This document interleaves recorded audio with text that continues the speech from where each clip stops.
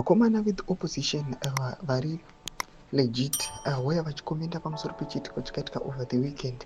Vatoona kuti aiwa taona kuti kunya kune fake opposition inolidiwa vanonasimudzwa chabhanguda nakushina nyuve ichiindosa the leader kuti arambe ari power until 2030.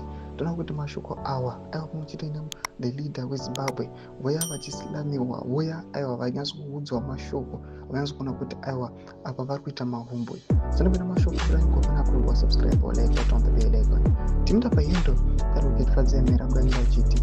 Remember when he said he would not extend his term to 2030 because he's a constitutionalist. Now he's dragged all of parliament to his farm to agree with his plan to stay until 2030. Why didn't he say this is nonsense? I'm a constitutionalist.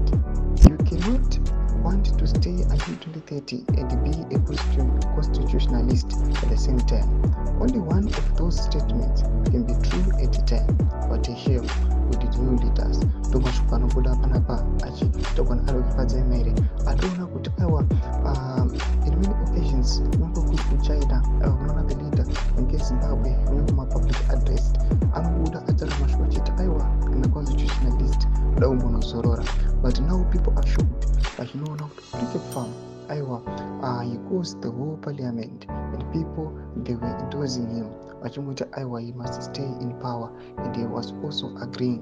Panapa advocate maire vane vatora mashoko achiti aiwa why did he say this is nonsense vachiti aiwa vadi kuti mashoko amuri kuitaura aya inonsense ande magamuchiri but kuaccepta kwaari kuita kuratidza kuti aiwa is also playing along with the mantra.